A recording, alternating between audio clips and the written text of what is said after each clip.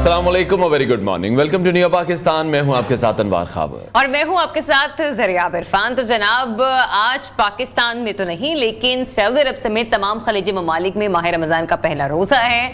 अमरीका, Canada, Japan, बरतानिया और इसके अलावा दीगर यूरोपीय ममालिक जहां पर माह रमज़ान का चांद नजर आ चुका है, वहां पर तमाम फर्जंदान इस्लाम आज पहले रोजे से हैं। और लेकिन पाकिस्तान में शाम को रोज़े हिलाल कमेटी बैठेगी और डिसाइड किया जाएगा कि कहां पर चांद निकला। बिल्कुल ऐसे ही है और उसके बाद ऐलान कर दिया जाएगा और इंशाल्लाह कल से जो आपकी भी हमारी भी मुलाकात होगी वो शाम के औकात में होगी। 5 to 7 में जो अफ्तार ट्रांसमिशन है उसका हम भी हिस्सा होंगे। मॉर्निंग शो जो है वो फिर शाम में शिफ्ट हो जाता है, तो इंशाल्लाह कल आपसे शाम में मुलाकात होगी। और लेकिन यहाँ पर सबसे जो एक इम्पॉर्टेंट बात है वो ये है कि जैसे ही रमजान शुरू होते हैं तो जो महंगाई का एक तूफान है जिसको कंट्रोल करने की नाम नेहाद कोशिशें की जाती हैं कि जो प्राइस कंट्रोल कमेटीज हैं वो हमें फाल नहीं दिखाई देती, तो फिर लोग मनमाने अपने रेट्स पर तमाम चीजों को करते दिखाई देते हैं। हम फ्रूट्स की बात कर लें, सब्जियों की बात कर लें, जिस चीज को आप हाथ लगा रहे हैं तो वो पनाह मांग रही है कि भाई मुझे मत छेड़िए आप लोग, क्योंकि कल हम लोग खुद भी ग्रोसरी के लिए गए तो नॉर्मल डेज में भी फल या फ्रूट जाहिर सी बात अपने घरों में लेकर जाते हैं।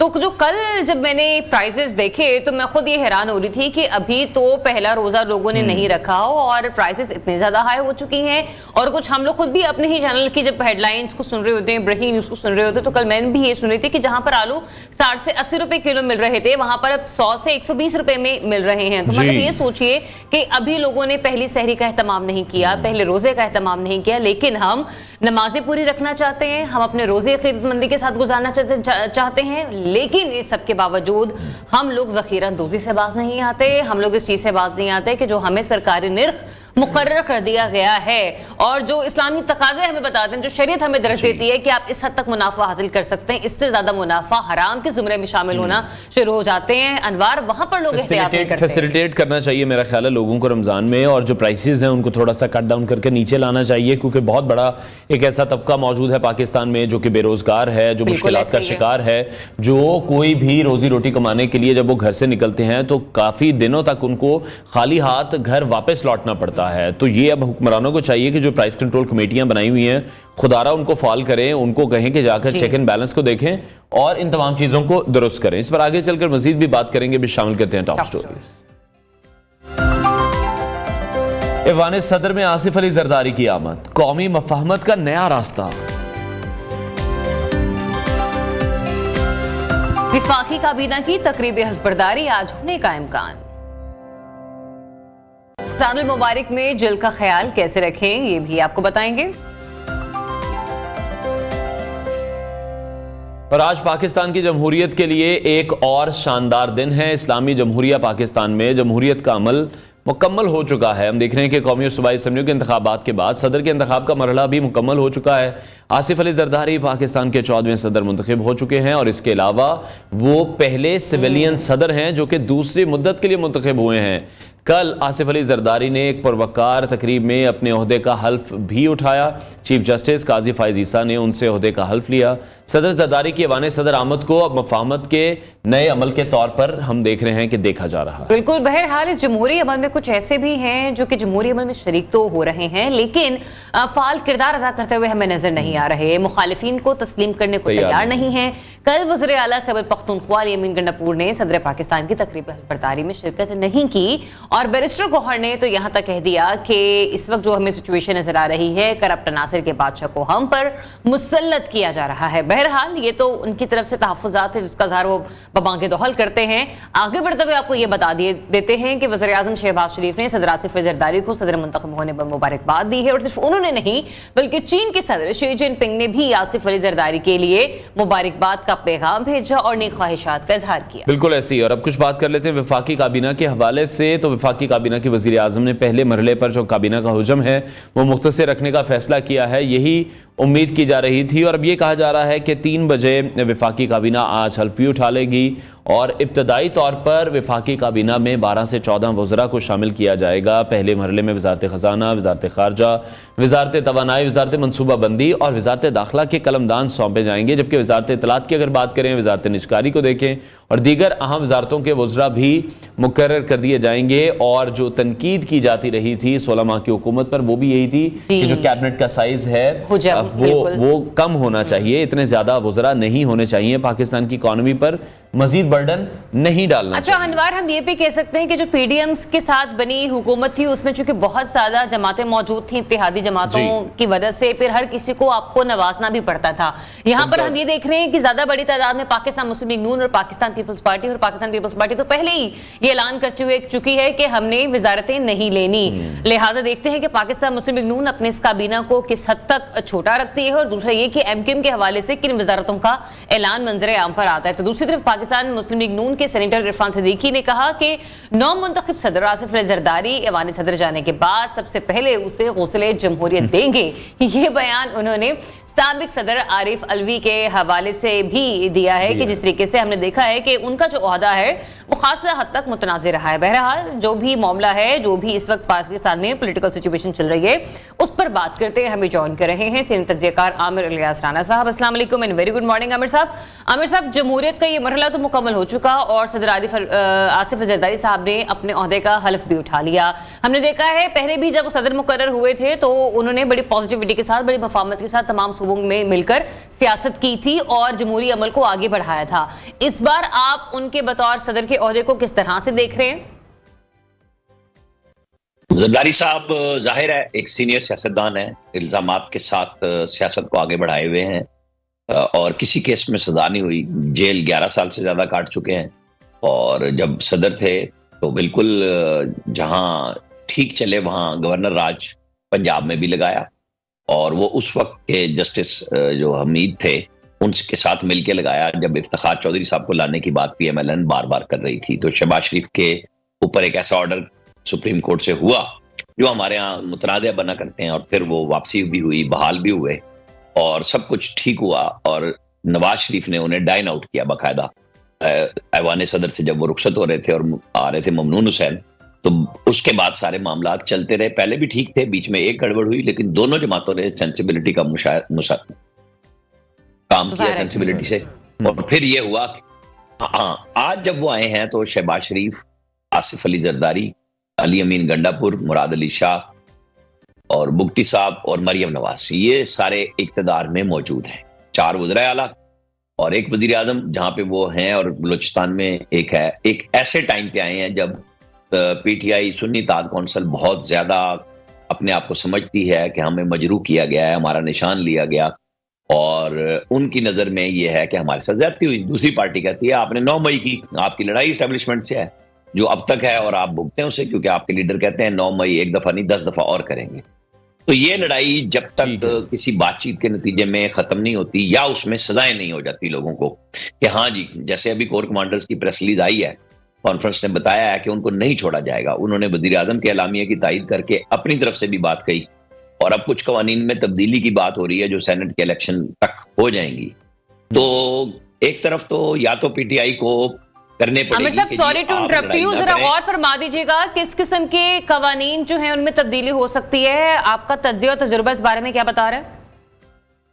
देखें, वो हो सकता है कि कुछ कवानीन इस तरह बनाए जाए जो बैक डेट से लागू हों।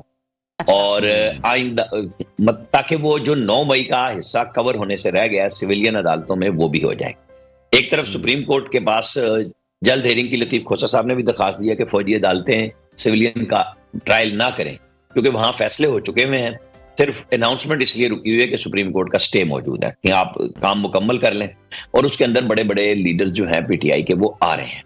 क्योंकि असल बात है कि जी बैठ के तंजीम साजी किसने की है, उसने किन किन लोगों ने मैसेजेस पहुंचाए, कैसे किए, वो इनके लिए बड़ा मरला है। ये असल नुक्ता है। अगर पीटीआई ये समझ ले कि बहसियत जमात उन्हें माफी मांगनी चाहिए, एक गलती की है, तो शायद कोई गुंजाइश की बात हो कि हाँ उन्होंने लोगों को उकसाया था। जब वो ये कहते हैं कि नहीं जी अब आप पकड़ लें, हमें तो कुछ नहीं है, तो फिर समझ आती है जिनके पास रिपोर्ट्स मौजूद हैं कि वो तो फिर इस बात की माफी के लिए तैयार नहीं है। हाँ, आपने जरदारी साहब का सवाल किया, बिल्कुल उन्होंने इंटरव्यूज में भी कहा था कि एक मुफाहमत का नए दौर का आगाज करेंगे। तो मुफाहमत इसी चीज का नाम होता है कि आप देखते हैं कि सूबे के जो राइट्स हैं, जैसे केपी के हैं, आपको वो मिलने चाहिए। वो आम आदमी का हक है, वो वजीर आला आपकी पसंद का हो ना हो। वो पहले भी इस मुल्क में मुख्तलिफ मुतारिब हुकूमतें रही हैं और वो फंड्स तो आईनी तौर पे आपको देने होते हैं एनएफसी अवार्ड के तहत। लेकिन कुछ चीजों में चेंज होता है, किसी में जल्दी चाहिए होता है, कुछ वो पन बिजली का प्रॉफिट चाह रहे होते हैं, कहीं उन्होंने बहुत ज्यादा कर्जे लिए हुए हैं। तो ये मिल के ही काम चलता है। अगर आप धमकियां लगाएंगे, मेरा नहीं ख्याल कि फिर कोई फायदा होगा।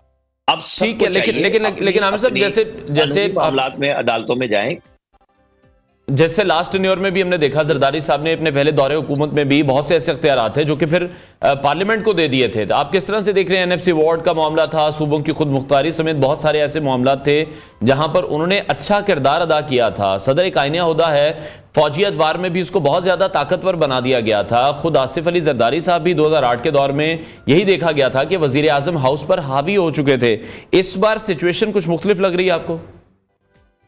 लेकिन एनएफसी अवार्ड तो सूबों ने खुद करना होता है, मुश्तरका मुफादात की कौंसिल में बैठ के वो तो तय करना है। वही असल चीज होती है कि जी पैसे सूबों के, क्योंकि मरकज के पास तो रहता कुछ नहीं है। जब ये पैसे देने के बाद डिफेंस के खराजात सरकारी मुलाजमीन की तरह आए तो विफाक के पास तो सिर्फ कर्जे रह जाते हैं और कर्जों का सूद वो देना होता है और तो कुछ बचता ही नहीं है।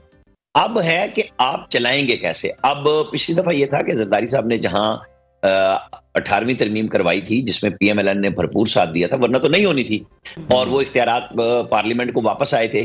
लेकिन चूंकि उनकी अपनी पार्टी की हुकूमत थी और वही सबके बड़े हैं उनके पीपल्स पार्टी के, तो लिहाजा वो वज़ीर आज़म हाउस पे हावी नजर आ रहे थे और आना भी चाहिए था। आज शहबाज शरीफ हैं, वो खुद भी मिलके चलेंगे और उनकी इत्तेहादी है पीपल्स पार्टी। ये जो सिस्टम बना है ना, आप ये समझे जैसे मैंने चारों सूबों का आपको बताया और मरकज और सदर साहब का, ये एक ऐसा सिस्टम है जिसमें हर बंदा एक दूसरे के साथ बंधा हुआ, कोई आजाद नहीं है और कोई कैद नहीं है। अगर आप समझें कि मिलके चलना है तो सब आजाद है, वरना सब फंसे हुए हैं, क्योंकि सबको एक दूसरे के साथ निभा करना है। ये मजबूरी की शादी है जो सबको बिठा दिया गया है। उसको सिस्टम आप कह लें, जो भी कह लें, जो लड़ेगा वो फंसेगा। तो ये बिल्कुल आप दुरुस्त कह रहे हैं आमिर साहब, ये मतलब ये नहीं कि हर जी शऊर इंसान मामलात को देख रहे हैं कि ये वाकई, आपने तो सिर्फ जबरदस्ती की शादी का, लेकिन दुरुस्त मामला ये कि हर किसी की जो गांठें हैं ना एक दूसरे के साथ बांध दी गई हैं। कोई एक गांठ भी खोली तो हम देखेंगे कि सारे के सारे बिखर से जाएंगे। कैबिनेट के साथ भी कुछ यही सलूक किया जा रहा है। वज़ीर आज़म तो बना दिए गए, शहबाज शरीफ साहब को पाकिस्तान मुस्लिम लीग नून को हुकूमत सौंप दी गई, लेकिन मर्जी की काबीना जब तक किसी भी प्राइम मिनिस्टर के पास नहीं होगी तो वो परफॉर्म करते करते उसके दिल में, उसके ज़हन में बहुत सारे सवालिया निशान होंगे। अब आपको पता होगा कि आपने अपने घर में किस मुलाजिम से क्या काम लेना है, लेकिन जब आपको बताया जाएगा कि नहीं आपने इसको नहीं, आपने इसको सौदे पर बिठा के उससे ये काम लेना है, तो जाहिर सी बात है वहां पर सवालिया निशान कारकर्दगी पर आएंगे। तो मुस्तकबिल करीब में आप इन मामलों को कैसे देख रहे हैं? देखिए, फैसिलिटेशन काउंसिल को आप मत भूलें, जो शहबाज शरीफ साहब ने बनाई थी, निगरानों ने चलाई, और उसमें आर्मी का, मुसल्लह अफवाज का बड़ा अहम किरदार है। अब पाकिस्तान जहां पहुंचा हुआ है वहां पे आपको ना तो एब्सोल्यूट मेजॉरिटी है कि चाहे वो पीएमएलएन हो या कोई पार्टी इस तरह हो कि जी वो अकेले चला सकती है, फिर तो आपसे पूछा नहीं जाता। लेकिन जब आपने मुल्क चलाना है, आपको 9 मई जैसे मामलात एक पार्टी ने बना के दिए हुए हैं, वहां पे फिर तमाम स्टेक होल्डर्स अपना अपना हिस्सा लेने, अपना अपना निजाम बरकरार रखने की कोशिश करते। अब यहाँ पे मोहसिन नकवी साहब की एक बहुत बड़ी मिसाल है, जो आपने नाम नहीं लिया, लेकिन बात आपने, मैं उस तरफ आने वाली थी, लेकिन आप आ चुके हैं बाकायदा तौर पर। आके लोगों को नाम दिए जा रहे हैं, बताया जा रहा है। मोहतरमा बेनजीर भुट्टो 1988 में जब वजीर आजम बनी थी तो उनको भी साहबजादा यकूब अली खान, फाइनेंस मिनिस्टर, बाकी सब तोहफे में साथ दिए गए थे कि बीबी आपने ना ये चीजें साथ रखनी है। तो हम और आप देख लें, दायरे के सफर में हम निकले नहीं है। हम सियासतदान आपस में जब बात नहीं करते, जितने भी हैं, चाहे वो इमरान खान हो, वो नवाज शरीफ हों, जिन्होंने बहुत कोशिश की, शहबाज शरीफ और जरदारी ने, जब इमरान वजीर आजम बने कि मिसाके मईशत कर लो तो वो कहते थे तुम चोर और डकैत हो, और आज भी वो वहीं खड़े हैं। तो फिर कहाँ खड़े हैं? हजरत साहब के पूरी फौज उनकी गवर्नमेंट चलाती थी, अदलिया साथ देती थी, और आखिर में वो निकाल दिए गए। अब देखना यह है कि शहबाज शरीफ किन सलाहियतों पर चलते हैं कि अब उनका ये चूरन नहीं बिकेगा कि हम रियासत बचाने आए हैं, लिहाजा अहले रियासत की ऐसी की तैसी। अब आपको अहले रियासत को बचाना है। साथ साथ रियासत बच गई, जितना भी नुकसान हुआ वो हम आप लोगों ने, आम आदमी ने बर्दाश्त किया। पाकिस्तान की एलीट क्लास को टके का नुकसान नहीं हुआ। उन सब के प्रॉफिट्स बढ़े, कोरोना में भी बढ़े, इस मजबूरी में भी बढ़े। उनके नुकसान, उनके नफे को कोई नुकसान नहीं हुआ। इशू है कि अब आपको जहां IMF के पास जाना है, एक ब्रॉड बेस पैकेज लेना है, 3 साल का मुआहदा करना है, 6 साल का करना है, $6 अरब का करना है। इशू ये है कि आम आदमी की रोटी के लिए आप रोजगार कैसे लाएंगे? महंगाई तो नहीं रुक रही, ना रुकनी है, लेकिन आप रोजगार दें ना, बदले में रोजगार दें, अपनी इंडस्ट्री चलाएं, आपकी एक्सपोर्ट्स बढ़े, इंपोर्ट कम हो, तायुशात कम हो। जैसे आपने स्टार्ट में काबीना का कहा, काबीना का एक रीजनेबल साइज तो होगा। ये नहीं हो सकता कि आप 12-14 वजीरों से ही काम चला लेंगे, आपको पीपल्स पार्टी को भी लाना है। लेकिन वो जो 84 रुकनी काबीना थी कि जी मुकाबले में एडवाइजर आ रहे हैं, मुकाबले में SAPM आ रहे हैं, मुकाबले में मिनिस्टर ऑफ स्टेट आ रहे हैं, उसके ऊपर जरूर रोकना होगा। और यही शहबाज शरीफ के ऊपर सवाल होगा कि अब अगर आप ये हरकतें करते हैं तो फिर कैसे जस्टिफाई करते हैं कि जी आप कोई पाकिस्तान बचाने आए हैं। तो ये चीजें शहबाज शरीफ को भी पता है, उन्हें इलेक्शन के नताइज का भी पता है कि किस मुश्किल से इतनी सीटों पे पहुंचे हैं और फिर एक इत्तेहाद बना के हुकूमत में आए हैं। तो ये कोई मेरा ख्याल है कोई तो सब इत्तेहाद भी बन गया, ऑलमोस्ट हम देख रहे हैं कि चार्टर ऑफ मफाहमत भी हो गया, लेकिन जिसकी सबसे ज्यादा जरूरत है वो है चार्टर ऑफ मईशत। तो वो अब ये जमातें मतलब बिलाखिर बैठकर कर लेंगी अब इस बार? इन्हें तो करना है, वो तो अरेंजमेंट है।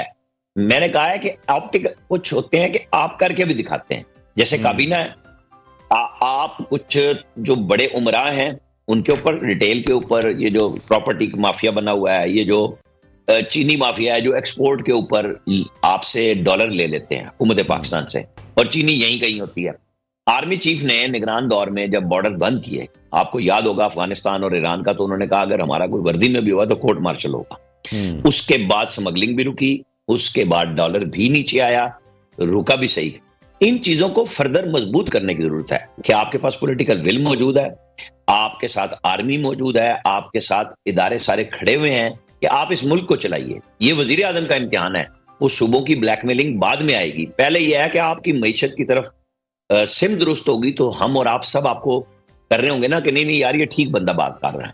ऐसे नहीं हो सकती सपोर्ट, क्योंकि अब हमारा सवाल ही यही है कि जी आम आदमी की बका के लिए आप क्या करते हैं। अगर कर रहे हैं तो बहुत अच्छा है, नहीं कर रहे हैं तो जी इस मुल्क में हुक्मरान तो बहुत सारे आए हैं ना, फिर ये भी चले जाएंगे, लोग फिर नहीं टिकने देंगे।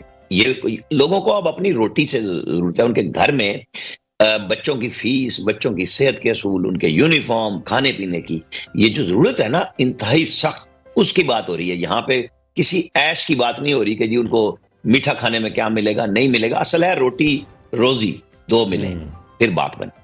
अच्छा ये बताइएगा आमिर रियाज राणा साहब, जिस तरीके से आपने जो सियासी नक्शा खींचा है वो उसमें तो बात साफ जाहिर हो रही है कि किसी भी एक शख्स के पास, तो सबसे ज्यादा जो कि स्ट्रॉन्ग पर्सनालिटी होती है प्राइम मिनिस्टर ऑफ पाकिस्तान, उसके पास उतनी पावर नहीं है।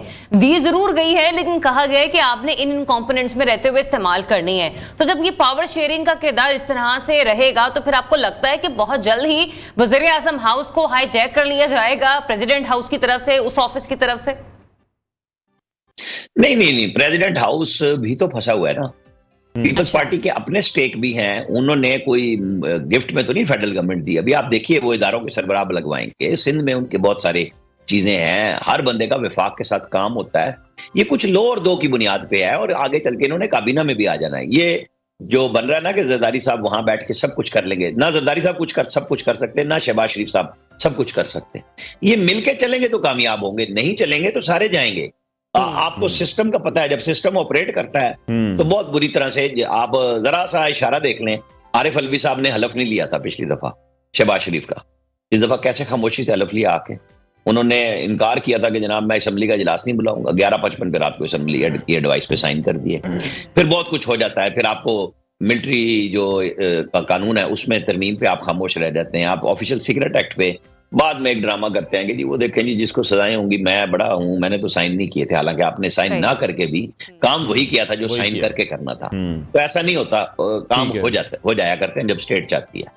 ठीक है, तो पाकिस्तान तहरीक इंसाफ के हवाले से अगर हम बात करें, कल हमने देखा एहतजाज की कॉल दी गई और फिर जिस तरह से पुलिस हरकत में आई है, और ये काफ़ी बार पहले भी हो चुका है, लेकिन कल जो वीडियोस आई सामने, जो मनाजिर सामने आए, एहतजाज भी नहीं करने दिया जा रहा। कोई पॉलिटिकल वेस का आपको लगता है नहीं निकल पा रहा, पाकिस्तान तहरीक इंसाफ ऑन बोर्ड नहीं आना चाह रही है? अगर अलीमीन गंडापुर साहब को देखें, वो भी कन्फ्रंटेशन की सियासत करते हुए इस वक्त दिखाई दे रहे हैं। जिस तरह से चीफ इलेक्शन कमिश्नर के हवाले से वो बात कर रहे हैं, वज़ीर आज़म का इस्तकबाल उन्होंने किया, कल सदर की तकरीब हल बर्दारी में वो मौजूद नहीं थे, तो उनका भी जो रवैया है वो भी वहां से बड़ा जारहाना लग रहा है। और दूसरी तरफ अगर हम पंजाब पुलिस की बात करें तो वो भी हम देख रहे हैं कि please Anwar allow me to add something. कल आमिर साहब आपकी भी नजरों से गुजरी होगी एक कार जिसमें 2 बच्चे बैठे हैं, जो कि उनका भी मुहासरा किया गया था पंजाब पुलिस की तरफ से। जिस तरीके का रवैया अपनाया जा रहा है, आपको लगता है कि पंजाब पुलिस और लोगों के दरमियान वो जो मोहब्बत और अमन का रिश्ता है वो बरकरार रह पाएगा? मेरा ख्याल है कि वो इंतहाई जाती है, इसके ऊपर इंक्वायरी भी होनी चाहिए, उन अहलकारों के खिलाफ एक्शन भी होना चाहिए, और चीफ मिनिस्टर को, आईजी को खुद देखना चाहिए कि आप एहतजाज रोक रहे हैं। वो बात समझ में आ रही है कि 9 मई का आपके जहन में है, जब आपने रूथलेस का हवाला दिया था तो उस वक्त भी यही बात थी चीफ मिनिस्टर के जहन में। लेकिन ये बिल्कुल एक्सेप्टेबल नहीं है कि आप बच्चे अगर आ गए हैं, सियासी सरगर्मी है या नहीं है, ये पुलिस को कोई इजाजत नहीं दे सकता कि इतना खुला हो। हाँ, आपने जो एक्शन करने हैं वो कानून की अदालतों के जरिए ले लीजिए। 9 मई वाले आप उनका एहतजाज रोकना चाह रहे हैं, बदले में जो कुछ केपी से हो रहा है आपने जिक्र कर दिया, वो फिर वहां पे करेंगे लोगों के साथ, तो पिसेगा तो आम आदमी। ये सियासत में लोगों को झोंकने वाली बात है कि जी आपका गुस्सा है, आप पार्लियामेंट में भी बैठ गए, तो वहां पे आप एहतजाज कर रहे हैं ना, आप अदालतों में गए हुए हैं, आपके जितनी रेमेडी मिली आपके कागजात को, आपने लोगों ने कैमरे में फिल्माया कि जी हमारे कागज छीन लिए गए, सबसे ज्यादा कागज आपके जमा हुए। कोई एक बंदा ये नहीं आया कि जी मेरे तो जमा ही नहीं हुए थे, जमा हुए। जिसके रिजेक्ट किए गए वो एक्सेप्ट हुए। पिछली दफा साकिब निसार साहब ने इमरान खान की रिकाउंटिंग स्टार्ट में ही सुप्रीम कोर्ट में रोक दी कि नहीं बस अब इलेक्शन हो चुके। यहाँ तो सुप्रीम कोर्ट ने कोई ऐसा ऑर्डर नहीं किया हुआ, यहाँ ट्रिब्यूनल्स भी काम कर रहे हैं। तो आप अगर जबरदस्ती दबाव में ला के कराएंगे तो वो भी तब भी हुकूमतें नहीं मानेंगी। बातचीत है, और फिर जैसे अब उन्होंने कहा हम 23 मार्च को मगरिब की, यानी इसके बाद अफ्तारी के बाद इस्लामाबाद में मुजाहरा करेंगे, जलसा करेंगे बड़ा, ये राइट है, उसके लिए आप। अच्छा, ये आमिर साहब ये समझ नहीं आ रहा कि देखिए इस्लामाबाद में एहतजाज किया जा सकता है और वहां पर हम देख लें रैलियां भी निकल रही हैं, रावलपिंडी की तरफ से भी हम लोग देख रहे हैं, लोगों को ये सहूलत हासिल है, फैसिलिटेट किया जा रहा है। आपको क्या नजर आ रहा है? वफाकी दारुल हुकूमत में तो इजाजत दी जा रही है, लेकिन पंजाब में नहीं दी जा रही। पावरफुल क्राइटेरिया या फिर यूं कह लीजिए कि मामला कहां पर है? आया कि पंजाब में है या फिर विफाक में है? मतलब ये समझ नहीं आ रही कि एक जगह तो आप इजाजत दे रहे हैं, लेकिन विफाक में इजाजत दे दी तो सूबे में नहीं दे रहे। विफाक जहां पे मुख्तलिफ एम्बेसीज हैं, तमाम बड़े ऑफिसेज हैं, सफारतकार मौजूद हैं, बैनुल-अक़वामी इदारे मौजूद है, वहां पर इजाजत है, लेकिन पंजाब में नहीं है। ये दोहरा में यार समझ नहीं आ रहा। देख लें आप देख लें, मैं कोई वो नहीं कर रहा। शेर अफजल मरवत केपी में भी खूब जलसे जुलूस करते रहे, हाँ जी, इनके और लोगों ने भी किए। बाकी पंजाब की क़यादत कहाँ है पीटीआई की? ये लोग क्यों छुपे हैं? ये आते क्यों नहीं सामने? जमानतें लोगों ने लेके पंजाब में आए और केपी पेशावर हाई कोर्ट से, और उन्होंने सियासत भी की। अब मियां असलम इकबाल ठीक है सियासी तौर पे बड़े प्रेशर में हैं, उनके ऊपर कुछ इल्जामात होंगे तो फिर आके उन्हें ही फेस करना चाहिए ना। जमानत हो गई थी, पंजाब पुलिस अरेस्ट करती, क्या अली मोहम्मद खान, शहरियार आफरीदी, इन लोगों को नहीं पकड़ा गया? तो कुछ चीजें ऐसी हैं, मेरा ख्याल है कुछ तो पंजाब गवर्नमेंट आज इसके ऊपर बोलेगी, बात करेगी कि क्या है कि पिंडी में इजाजत है और लाहौर में नहीं है। जहन में 9 मई आपने जरूर रखना है, क्योंकि कुछ एप्रीहेंशन होती हैं कि बहुत ज्यादा इजाजत दी गई मॉब को, तो फिर पहले क्या किया था? क्योंकि ये सोशल मीडिया पे जिस किस्म की गुफ्तगू कर रहे हैं, उसके बाद आप बिल्कुल जहां राइट है आपका कि आप सियासत करें, आप जलसे जुलूस करें, हर जमात करती आई है, हर दौर में करती आई है, लेकिन 9 मई किसी जमात ने नहीं किया। लेकिन आमिर साहब, अगर फौजी तनसीबात का जिक्र हो रहा है तो सिर्फ लाहौर में थोड़ी है, फौजी तनसीबात तो चप्पे चप्पे पर इस्लामाबाद, रावलपिंडी के अहाते में मौजूद है। मैंने आपको कहा कि केपी के लोग वहां पे शेर अफजल मरवत बड़े बड़े जलसे करते रहे। बस आप इस बात को समझें कि वहां क्या था, यहां क्या है। ये बात चेक करने की है, रियासत से लड़ाई है तो फिर लड़ें, फिर ये कुछ होना है, इसीलिए मोहसिन नकवी विफाक में भी आ रहे हैं। आपको ये बात क्लैरिटी से मैंने बताई है कि कुछ चीजें रियासत के साथ हैं, उसका सियासत से कोई ताल्लुक नहीं है। आप या तो माफी मांग लेंगे और आप सिस्टम में इन होके अपना जमहूरी हक बिल्कुल इस्तेमाल कीजिए। एक है कि आप धमकी लगाते हैं स्टेट के इदारों को कि फिर देखो हम ये जलसे जुलूस कर रहे हैं और किसी दिन हम फिर चढ़ दौड़ेंगे। ये बुनियादी तौर पे मैसेजिंग हो रही है। ये नहीं होता कि हर चीज जलसे में आके कह देनी है। ये प्लानिंग होती है जिसको तमाम इदारे देखते हैं, वो उस हिसाब से कर रहे हैं। मैं तो आपके मुतालबे के हक में हूँ। और पहले भी यही तनकीद की जाती रही उस हुकूमत पर भी जब 9 मई हुआ, और यही उस वक्त भी आमिर साहब यही कहा गया कि पहले रोक लेते, और अब जब रोकने की कोशिश कर रहे हैं फिर भी तनकीद हो रही है। तो वो हुकूमत भी दोनों तरफ से फंस रही है, पुलिस भी दोनों तरफ से फंस रही है कि जब नहीं रोका था तब भी यही तनकीद हुई कि उस वक्त पुलिस कहाँ मौजूद थी, अब रोक रहे हैं तब भी तनकीद हो रही है कि क्यों रोक रहे हैं। पुलिस को वो काम नहीं करना चाहिए जो बच्चों के हवाले से हुआ जी, जहां उनको लॉ एंड ऑर्डर को कंट्रोल करना है और बहुत अच्छे अंदाज से, यही उनकी जिम्मेदारी है। क्योंकि अब बज़ाहिर तो 23 मार्च तक चला गया, क्या पता खान साहब के साथ आज अदालत में जब लोग कुछ मिले या कल मिले तो वो एकदम फिर कहेंगे नहीं, तुम्हारी ऐसी की तैसी, इतवार को फिर करो। फिर ये क्या करेंगे? उन्होंने अपने फैसलों पे अपनी मर्जी की है, और वो फैसले उनके 2 जगह पे मुझे तो अभी तक क्वेश्चन मार्क है। वो हम अपने रिपोर्टर से भी कहेंगे कि पूछेंगे कि आपने असद कैसर के भाई को स्पीकर बनाने का कहा, वो नहीं बने। आपने तैमूर झगड़ा को वजीर खजाना का कहा, वो नहीं बने। वो आपकी मर्जी से फैसले बदले गए या कोई और बदल रहा है, ये चेक करने वाली बात है कि वहां क्या हो रहा है। ठीक है, बहुत शुक्रिया सीनियर तजियाकार आमिर इलियास राना साहब हमारे साथ इन कॉन्वर्सेशन थे। ब्रेक लेते हैं नाज़रीन, ब्रेक के बाद आपको दोबारा ज्वाइन करें। स्टे ट्यून्ड यो पाकिस्तान।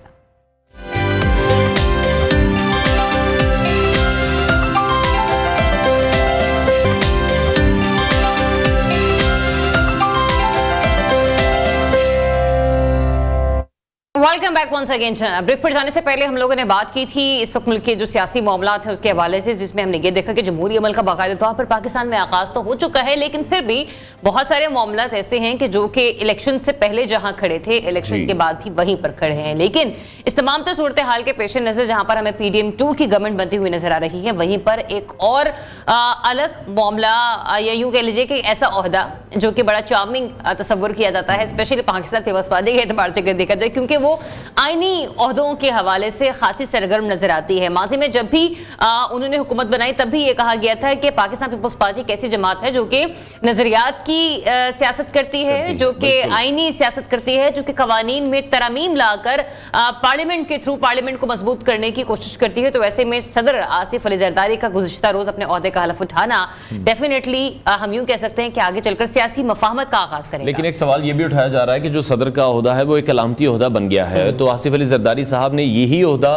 क्यों लिया है? बिलावल वजीर आजम क्यों नहीं बने हैं? पाकिस्तान पीपल्स पार्टी वफाकी काबीना का हिस्सा क्यों नहीं बन रही है? बहुत से ऐसे सवालात हैं। जिस तरह से मुस्लिम लीग नून से अगर वजीर आजम हैं तो पीपल्स पार्टी से सदर हैं, और यही कहा जा रहा है कि शहबाज शरीफ की हुकूमत की अगर मुद्दत पूरी होनी है तो उसमें ऐवान सदर का जो रोल है वो बहुत ज्यादा इंपॉर्टेंट होगा, और वही किरदार, वही एक गारंटी है जो कि शहबाज शरीफ साहब के वजीर आजम रहने के हवाले से जो गारंटी है वो सामने भी आई है। और अब यही कहा जा रहा है कि चार्टर ऑफ मफाहमत तो आसिफ अली जरदारी ने बहुत बार किया है, चार्टर ऑफ मईशत करके जो पाकिस्तानी अवाम पर इस वक्त एक बर्डन है उसको किस तरह से ख़त्म करेंगे, फोकस क्या होगा इस वक्त ऐवान सदर का, और किस तरह से कोलैबोरेट करके दोनों जमातें काम करेंगी, क्योंकि जो पाकिस्तानी मईशत का इस वक्त हाल हो चुका है उसमें इन तमाम जमातों को ही सोचना होगा, मिलकर बैठना होगा। और यही बात इन दोनों जमातों की जानिब से बार बार की जाती रही, और शायद तमाम लोगों की ख्वाहिश भी होगी कि पाकिस्तान तहरीक इंसाफ भी किसी ना किसी तरह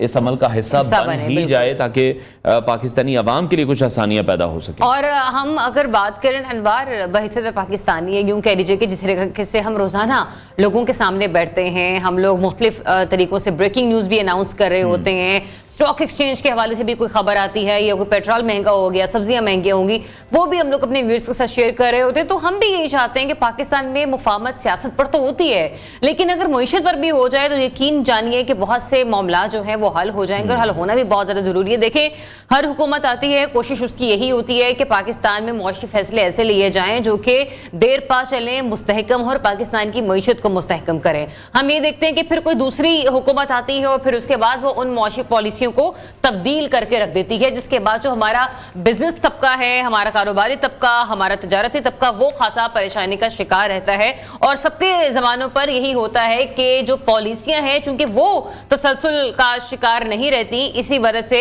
जो हमारी इकोनॉमी है उसको कॉम्प्रोमाइज्ड होना पड़ता है। बिल्कुल ऐसे ही है। और अब हम ये देख रहे हैं कि आसिफ अली जरदारी के ऐवान सदर में जो दोबारा आमद है वो पीपल्स पार्टी के लिए कितनी बड़ी सियासी कामयाबी हो सकती है, जमहूरियत के लिए कितनी बड़ी सियासी कामयाबी है, इस पर हम आगे चलकर मज़ीद भी बात करेंगे। लेकिन कुछ और ख़बरें भी हैं जो हम आपके साथ शेयर करना चाहते हैं, कुछ लाइट न्यूज़ भी हैं, क्योंकि जो दिन का आगाज़ हम करते हैं वो तो काफ़ी मुश्किल ख़बरों से कर लेते हैं।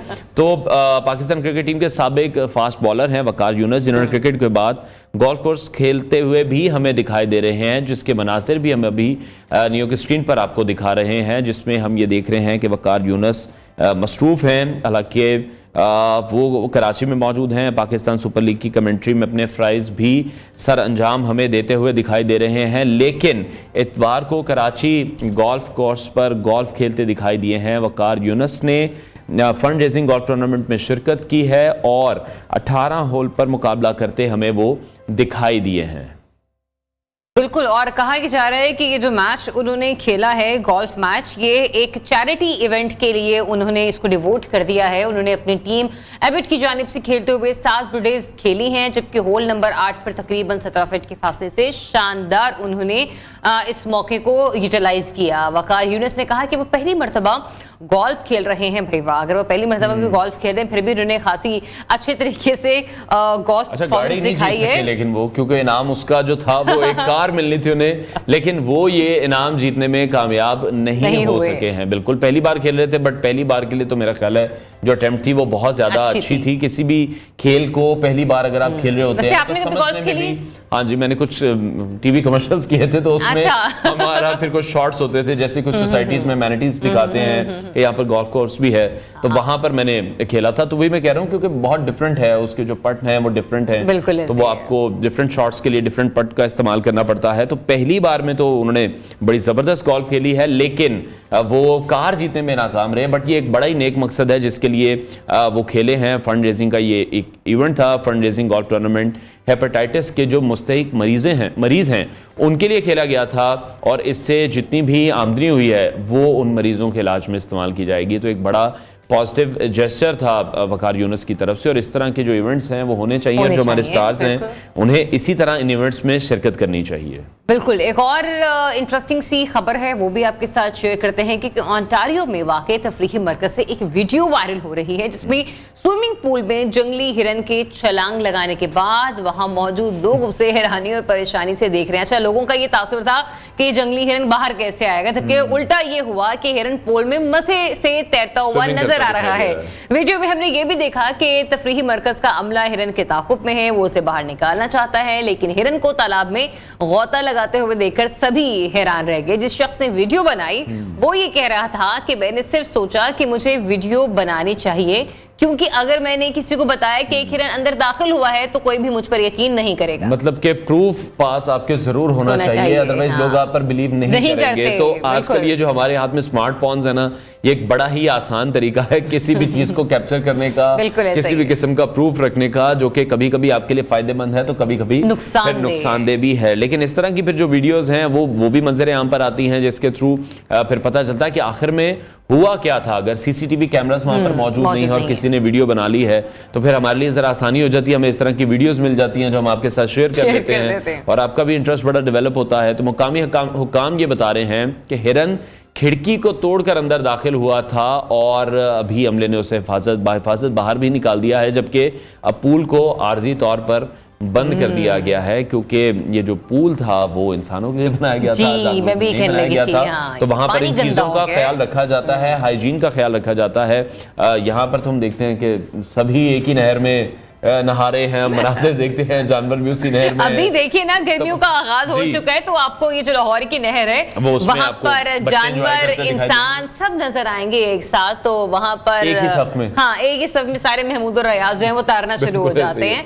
तो जितने गर्मी बढ़ती है पाकिस्तान में, और हम लाहौर की स्पेशली बात कर रहे हैं, उन बच्चों से या किसी से भी किसी रिपोर्टर ने जाके नहर पर बात की ना, तो कहा जी गर्मी बड़ी है, बत्ती नहीं आती तो क्या करें। मतलब जो पंजाबी एक एक्सेंट है लाहौर का कि जी लाइट ही नहीं आती है तो क्या करें, नहर में नहीं नहाएंगे तो गर्मी को किस तरह से भगाएंगे। ऐसा ही, और अभी गर्मी आई नहीं है, हम सर्दियों के इतने बिल्स देख रहे हैं कि सर्दियों में मीटर इतना बिल बना रहा है, तो जब गर्मी आ जाएंगे क्या होगा। एसी भी चलते हैं, कूलर्स भी आपको आपको चाहिए होते हैं, जाहिर सी बात है। और वो लोग जाहिर सी बात है जिनके घर ऊपर वाले पोर्शन में उन वहां पे जरा ज्यादा गर्मी होती है।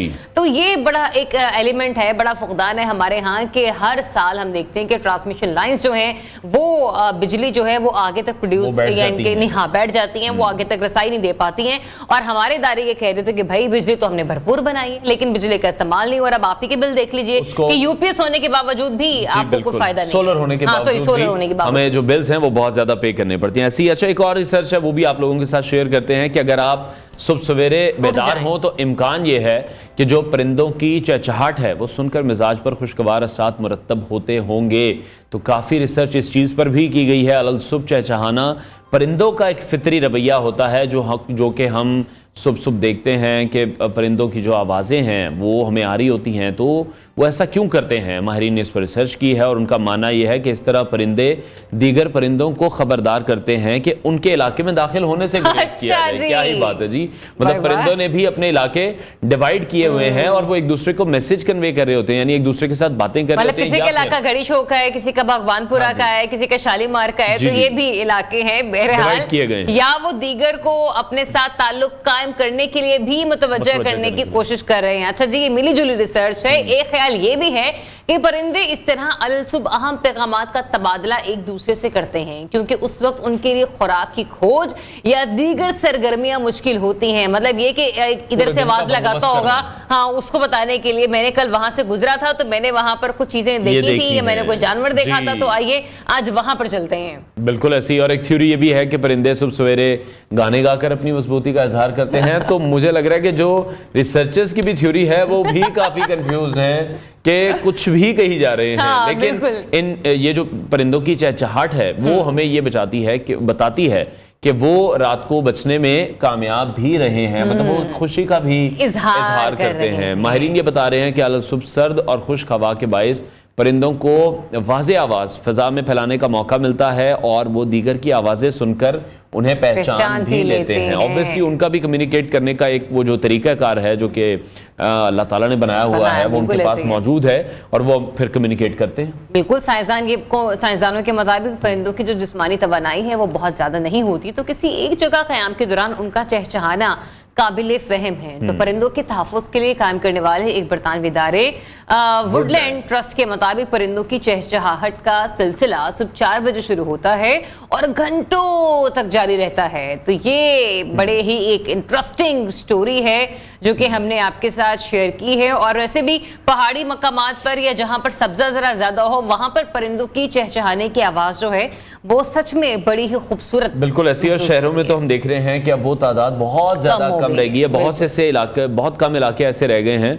लेकिन सर्दियों में यह है कि सर्दियों में आवाज़ें फिर भी आती हैं क्योंकि जो हमारी तमाम इलेक्ट्रॉनिक डिवाइसेस हैं जैसे एसी हम कह लें या पंखे कह लें तो वो नहीं चल रहे होते हैं। तो फिर परिंदों की जो आवाज़ें हैं, जैसे अगर आपके घर की को बड़ी विंडो है तो वो उसके पास आकर बैठ जाते हैं तो फिर आपके कानों में उनकी आवाज़ें पड़ती हैं, जो कि रिसर्च हम आपके साथ भी शेयर कर रहे हैं। और कुछ मनाजिर भी हम आपको दिखा रहे हैं कि परिंदों का जो फिर उनका एक काफिले के साथ साथ उनका एक ट्रैवल करने के कुछ मनाजिर होते हैं वो बड़े जबरदस्त होते हैं। जब वो एक ही काफिले की सूरत में एक ही कतार में जाते हैं उड़ते हैं। एनीवेज एक और स्टोरी है वो भी आपके साथ शेयर कर लेते हैं कि शिमाल मगरबी अर्जेंटाइन के एक छोटे सूबे टोकोमॉन की फिजा इस वक्त खौफनाक हो गई जब अचानक एक पुरस्कार और अंगूठी नुमा स्याह दायरा नमूदार हुआ और त्यो हैकल स्याह दायरे ने मकामी शहरियों को खौफ हरास में मुब्तला कर दिया। ये देखिए आप लोग, अच्छा ये अगर पाकिस्तान में नजर आ जाता ना तो किसी ने कहना नहीं काला जादू हो गया। बिल्कुल ऐसे ही है। और ये आहिस्ता आहिस्ता हम देख रहे हैं कि फिजा में वो ट्रैवल करता हुआ हमें दिखाई दे रहा है, तैर रहा है और कुछ देर बाद फिर ये जो हालात था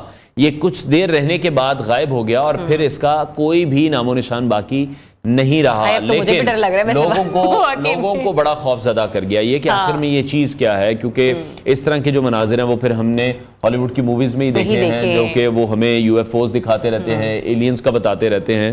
तो इसकी हकीकत के मुतालिक फिर सोशल मीडिया पर भी मुख्तलिफ किस्म की आरा सामने आ रही थी और कुछ लोग तो ये कह रहे थे कि बहुत से, जैसे हम परिंदों का जिक्र कर रहे थे, वो एक वॉल बनाकर फिर रहे थे। तो कुछ जो सार्फिन हैं उनका ये कहना था कि किसी जगह कोई आग लगी होगी, उसका ये धुआं होगा और ऊपर जाकर ये गोल दायरे की शक्ल इख्तियार कर जिस तरफ हवा का रुख होगा वो शक्ल इख्तियार कर गया। इसके अलावा कुछ लोगों की राय ये थी कि गर्म या ठंडी हवा की फिजा में रद्दोबदल से पैदा होने वाला फितरत का मजर था।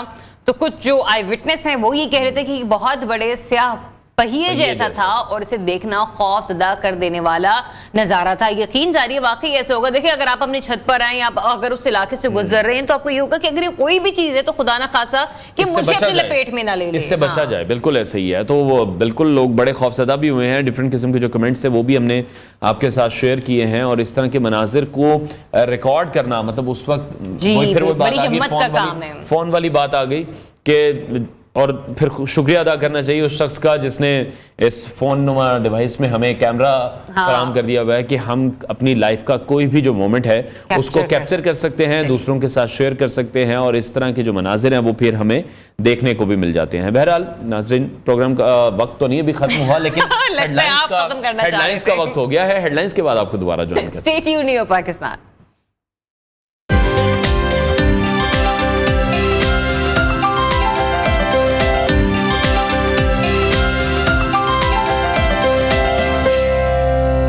वेलकम बैक नाजरीन, और अब हम बात करने जा रहे हैं पाकिस्तानी इकॉनमी के हवाले से। और मैशत की जब बात हो रही है तो बेरोज़गारी भी इस वक्त पाकिस्तान में बहुत ज़्यादा हो चुकी है, जिसने आम आदमी का भी बुरा हाल करके रख दिया है, जिसकी वजह से हम देख रहे हैं कि जो ज़ख़ीरा अंदोज़ हैं उन्होंने भी नाजायज़ मुनाफाखोरी की जा रही है। जब हम बिजली के बिल्स की बात करते हैं, गैस के बिलों की बात करते हैं, तो वो भी इस वक्त कंट्रोल में नहीं है। और तासुर अब यही दिया जा रहा है कि जो मुल्की मईशत है वो खोखली हो चुकी है। तिजारती खसारा भी दर्द सर बनता जा रहा है।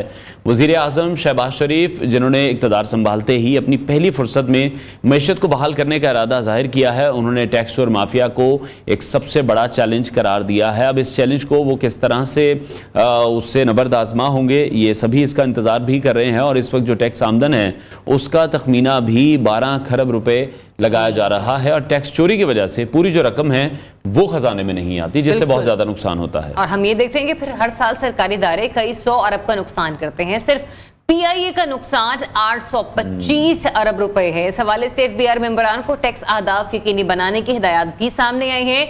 लेकिन इसके साथ साथ वज़ीर आज़म शहबाज शरीफ ने रमजान रिलीफ पैकेज का हुजूम 7.5 अरब रुपए से बढ़ाकर 12.5 अरब रुपए कर दिया है। वज़ीर आज़म ने रमजान रिलीफ पैकेज का हुजूम बढ़ाने के अलावा दायरा कार भी वसी करने की हिदायत जो है वो जारी की हैं। तो साथ ही साथ उन्होंने ये भी कहा कि यूटिलिटी स्टोर्स और बेनजीर इनकम सपोर्ट प्रोग्राम के साथ साथ मोबाइल यूनिट्स भी सस्ते दामों खाने पीने की अशिया फ्राहम करेंगे। इसी पर बात कर लेते हैं। हमें ज्वाइन कर रहे हैं माहिर मईशत डॉक्टर शाहिद हसन सिद्दीकी साहब। सर, बहुत शुक्रिया आपके वक्त का। फरमाइएगा, FBR की जानिब से जारी करदा फाल टैक्स दहिंदगान की फहरिस्त के मुताबिक फाल टैक्स दहिंदगान की तादाद कम होकर अब 3.4 मिलियन रह गई है, जो कि गुज़िश्ता साल के मुकाबले में 41% कम है। तो जरा ये बताएं कि ये तादाद कम क्यों हो रही है, और अब हुकूमत bill and Melinda Gates foundation से मदद लेने का सोच रही है, तो आपको लगता है कि ये जो मदद लेने का फैसला किया गया है ये मईशत के हक में बेहतर होगा? बहुत शुक्रिया। पहले मैं आपको बिल्कुल वाज़ेह तौर पर यह बता दूं कि पाकिस्तान की जो मईशत की मुश्किलात हैं, यानी मईशत की सुस्त शरह नमू, महंगाई, गुर्बत, बेरोजगारी, कर्जों का बोझ, तालीम और सेहत की अदम दस्तयाबी या कम सहूलियात, इन तमाम की बुनियादी वजह अगर एक है तो वो है टैक्सों का जालिमाना निज़ाम, जो टैक्स चोरी की हौसला अफजाई करता है, टैक्स वसूल नहीं करता, और इनडायरेक्ट टैक्सेस यानी GST और पेट्रोल और बिजली और गैस के नर्ख आवाम पर मुंतकिल करता है। यह है अशराफिया की मईशत, और उसमें तमाम हुकूमतें, फौजी हों, निगरां हों और या इलेक्टेड हुकूमत हों, वो सब अशराफिया के ज़ेर असर हैं। वो कभी भी नहीं चाहती कि टैक्सों की निज़ाम की इस्लाह हो। अब टैक्स दहिंदगान का जो आपने बात की, तो मैं आपको बताऊं कि 60% जो टैक्स फाइलर्स हैं वो आपने मजबूर किया विदहोल्डिंग टैक्स के तहत, तो वो 60% टैक्स फाइलर जो हैं वो या तो निल रिटर्न देते हैं, कहते जी हमारी तो आमदनी नहीं हुई, या नुकसान दिखाते हैं। तो ये भी एक ड्रामा है। 2018 से तक आप देखें तो टैक्स और GDP का तनासुब गिरा है। हुकूमतें इसके लिए ना किसी फाउंडेशन की जरूरत है ना किसी और की जरूरत है। सिर्फ आपको ये करना है कि वफाक और सूबे 10 लाख रुपया सालाना से ज्यादा हर किस्म की आमदनी पर टैक्स लगा दें, टैक्स की चोरी रोकें, मईशत को दस्तावेजी बनाएं, प्रॉपर्टी की मालियत मार्केट के नरखों पर बनाएं। लेकिन अशराफिया नहीं चाहता, पार्लियामेंट नहीं चाहता, स्टेट बैंक नहीं चाहता, और बहुत सारे हमारे इदारे नहीं चाहते। ये नहीं होगा और नहीं हो रहा, न होने का कोई इम्कान है। अब मैं आपको बताऊं कि मेरे मुल्क की जो आज टैक्स पोटेंशियलिटी है, अगर आप काला धन दें, मैं बड़ी आपको जिम्मेदारी से बता रहा हूं, वो है 30,000 अरब रुपया। अभी आपने बताया कि 12,000 अरब रुपए वसूल होने की बात हो रही है।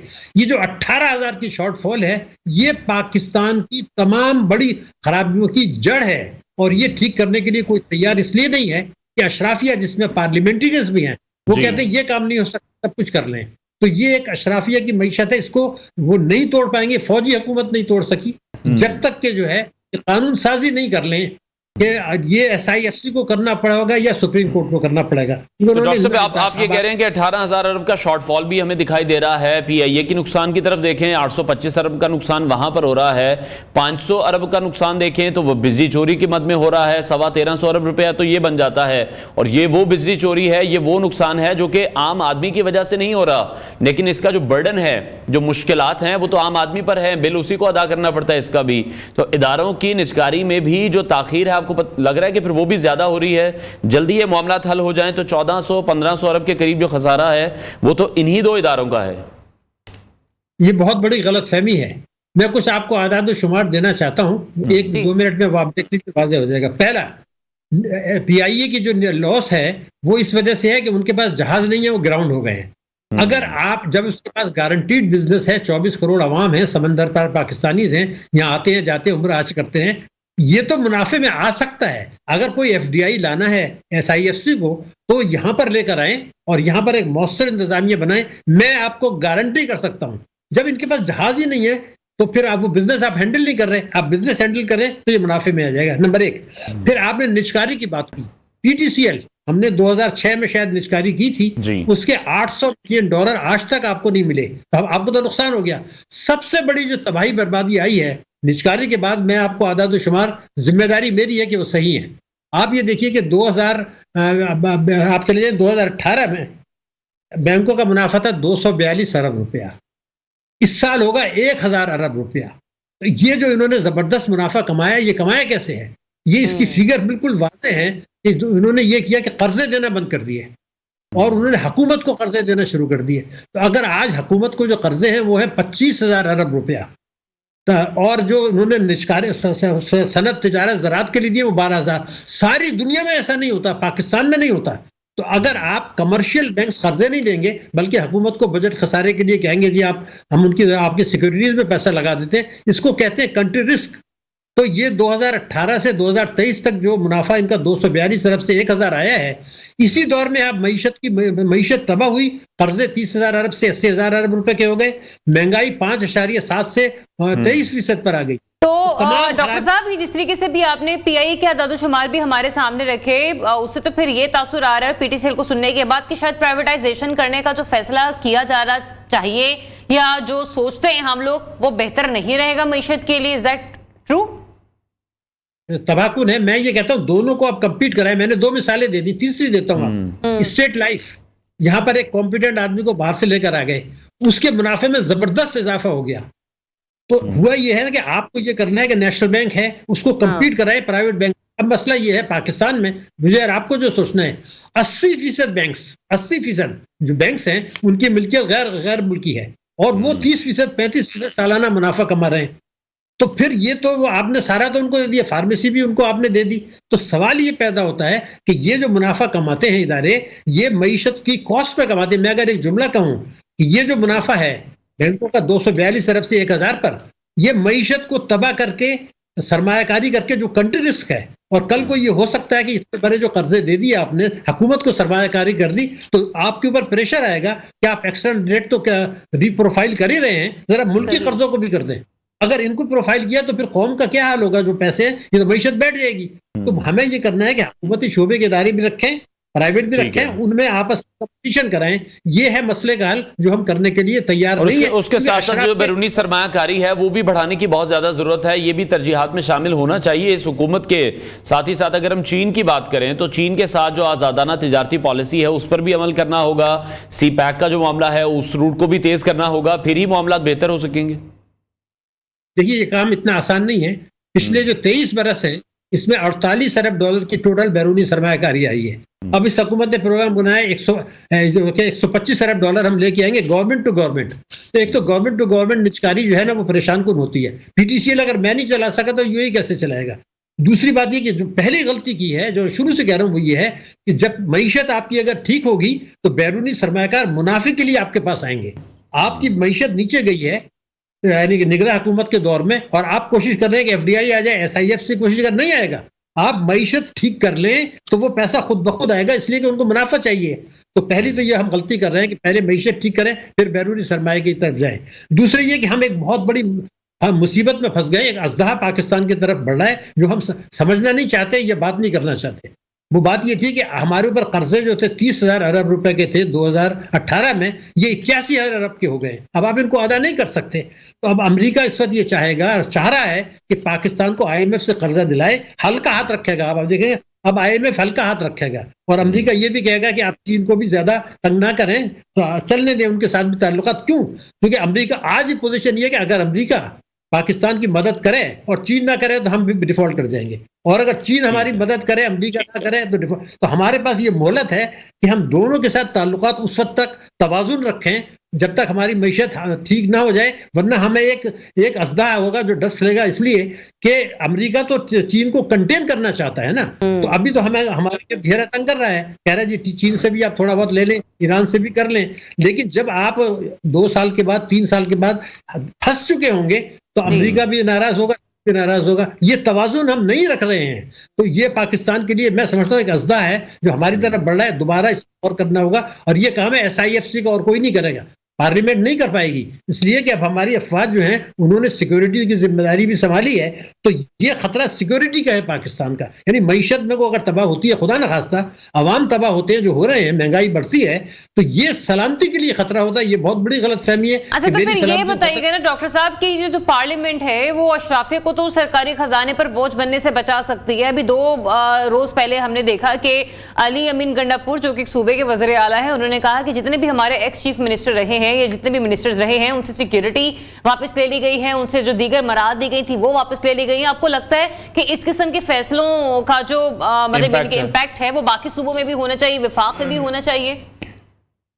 नहीं, ये वो ड्रामे की बात भी तो है ना, वो सियासत क्यों नहीं है। बात ये एक सियासी खेल भी चल रहा है इस वक्त।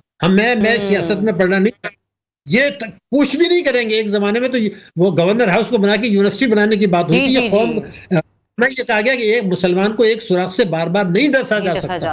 अभी तो हमें बात करती है, आप हमें ये बता दें कि 2,000 अरब रुपए की आप अखराजात में कमी करेंगे।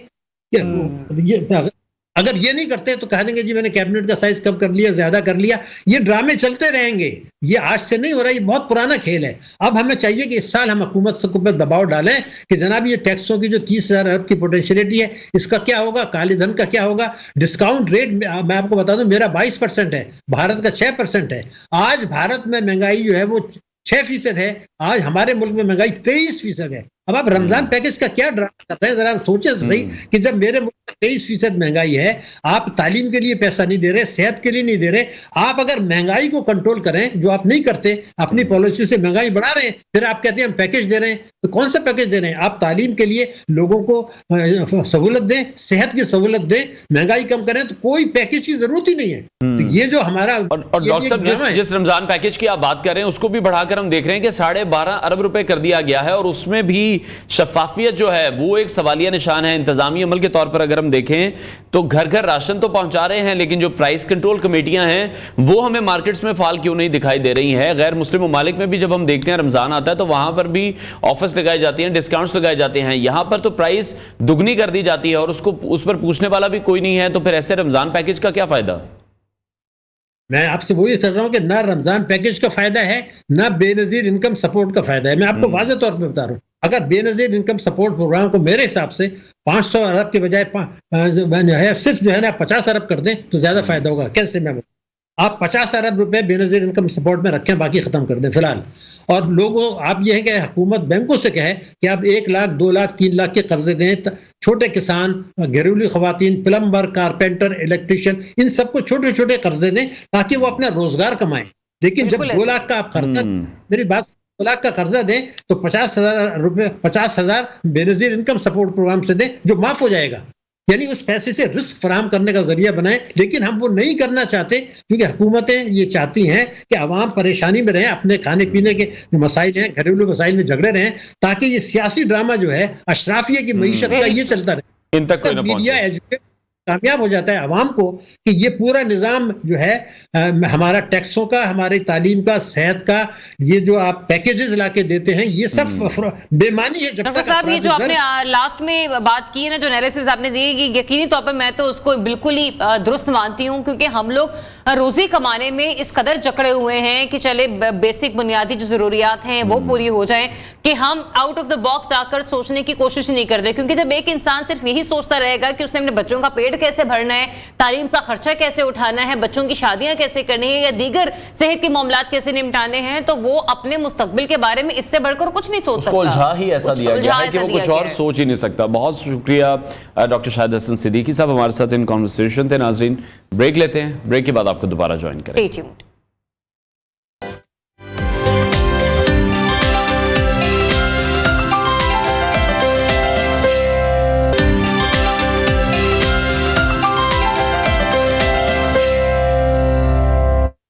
Welcome back. तो पाकिस्तान सुपर लीग के 27वें मैच में इस्लामाबाद यूनाइटेड ने मुल्तान सुल्तान्स को दिलचस्प मुकाबले में 3 विकेटों से शिकस्त देकर प्लेऑफ मरहले के लिए बाकायदा तौर पर क्वालिफाई कर लिया है। और इस्लामाबाद यूनाइटेड ने मुल्तान का 229 रन का हदफ आखिरी गेंद पर हासिल किया, जिसके बाद हमने देखा कि प्लेऑफ में जगह बनानी। और इससे पहले मुल्तान पेशावर ज़ल्मी भी प्लेऑफ में क्वालिफाई कर चुकी हैं। लिहाजा पाकिस्तान में आइंदा बरस शेड्यूल चैंपियंस ट्रॉफी के मामलात थोड़े से हमें पेचीदा होते नजर आ रहे हैं। अनवार, बिल्कुल ऐसे ही है, और भारत की जो मुमकिन अदम शिरकत है उस पर पाकिस्तान क्रिकेट बोर्ड का हमेशा की तरह जो प्लान बी है वो अभी तक सामने नहीं आया है। और आईसीसी ने कुछ अर्सा कबल चैंपियंस ट्रॉफी की जो मेज़बानी है वो पाकिस्तान को सौंपी थी। पीसीबी ने हाल ही में 3 बड़े स्टेडियम्स को अपग्रेड करने का भी ऐलान किया है चैंपियंस ट्रॉफी के लिए ही, जिस पर अरबों रुपए खर्च होने हैं। अलबत्ता अभी तक इवेंट के कई जो ऐसे मामलात हैं जो कि हल तलब हैं। और अगर पाकिस्तान सुपर लीग के दूसरे मैच की हम बात करें तो वो हम देख रहे हैं कि लाहौर कलंदर्स और कोयटा ग्लेडिएटर्स के दरमियान हुआ, जो कि कोयटा ग्लेडिएटर्स ने यह मैच आखिरी बॉल पर जीत लिया था। बड़ा सनसनीखेज ये मैच रहा है और लाहौर कलंदर को एक और शिकस्त का सामना भी करना पड़ा है। इसी पर मजीद बात करेंगे स्पोर्ट्स एनालिस्ट हसनैन लियाकत ने हमें ज्वाइन किया। हसनैन, बहुत शुक्रिया आपके वक्त के लिए। पहले उन 2 मैचेस के हवाले से बात कर लेते हैं जो कि इस्लामाबाद यूनाइटेड और मुल्तान सुल्तान्स के साथ हुआ, और फिर लाहौर और कोयटा ग्लेडिएटर्स के सबसे बेस्ट मैच तो आपकी नज़र में कौन सा रहा? मुझे तो ऐसा लग रहा था कि कल जो कोयटा ग्लेडिएटर्स आखिरी गेंद पर जीते हैं वो बड़ा ही जबरदस्त एक मोमेंट था, नेक टू नेक था। देखिए, जो पिंडी वाला मुकाबला हुआ ना, वो भी एक बड़ा जबरदस्त मुकाबला हुआ। एक तो स्टेडियम बड़ा फुल था, ऊपर से 228 रन बनाए थे मुल्तान सुल्तान ने, और कोई ये एक्सपेक्ट नहीं कर रहा था कि इस्लामाबाद इसकी पेशकदमी करेगा।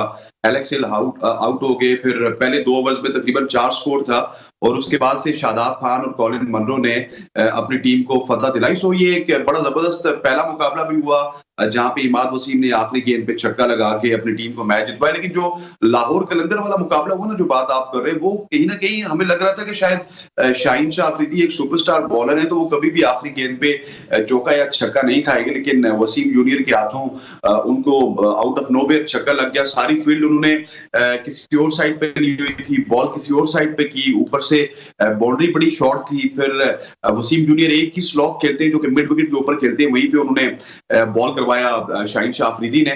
सो वो वाला जो लम्हा था वो तो मुझे भूल ही नहीं पा रहा, क्योंकि वसीम जूनियर से ये एक्सपेक्ट नहीं किया जा रहा था कि वो अपनी टीम को जितवा देंगे। सो कल दोनों मुकाबले बड़े थ्रिलर हुए, लेकिन फर्क सिर्फ इतना था कि रावलपिंडी का जो मुकाबला था वहां पे क्राउड भी सपोर्ट कर रहा था, ग्राउंड हाउसफुल नहीं बल्कि खचाखच भरा हुआ था।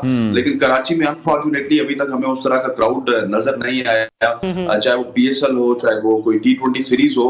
शायद कराची के लोग अब ग्राउंड आने के बजाय टीवी स्क्रीन के सामने मैच देखना पसंद। लेकिन हसनैन, जिस तरह से आप कह रहे हैं कि वसीम जूनियर से एक्सपेक्टेड नहीं था वो मैच जितवा देंगे, तो शाहीन से भी तो एक्सपेक्टेड नहीं था ना कि आखिरी गेंद पर शाहीन जैसा प्राइम बॉलर छक्का खा लेगा और अपनी टीम को हरवा देगा, ऐसा कैप्टन भी। देखिए, शाहीन शाह अफरीदी ना कुछ ऐसे काम कर रहे हैं जो कि उनकी उम्र से काफी ज्यादा बड़े हैं। पिछले दिनों वो कह रहे थे ख्वाजा नाफी अच्छा बच्चा है। ख्वाजा नाफी की उम्र 24 साल है, शाहीन शाह अफरीदी की उम्र भी 24 साल है। फिर वो कप्तानी में कुछ ऐसे रैश डिसीजन करते हुए नजर आते हैं, जिस तरह सिकंदर रजा उनकी टीम में मौजूद है, डेविड विजे उनकी टीम में मौजूद है। इसके अलावा बहुत सारे ऐसे प्लेयर्स मौजूद हैं जो कि बैटिंग वाइज शाहीन शाह अफरीदी से बहुत ज्यादा कैपेबल प्लेयर्स हैं। वो उनसे पहले तीसरे और चौथे नंबर पे आ जाते हैं। फिर 4 चांस मिले कल उनको, 50 रन उन्होंने बनाए, और उसके बाद वो इशारे इस तरह कर रहे हैं, मतलब आप डगआउट में किसको बता रहे हैं, मतलब आप ही सुल्तान हैं, आप ही कप्तान हैं, आप भी डायरेक्टर हैं, सो ये कैसी चीजें कर रहे हैं। सो शाहीन शाह अफरीदी की ओवरऑल ना मुझे कप्तानी की समझ आ रही है, ना उनके डिसीजंस की समझ आ रही है।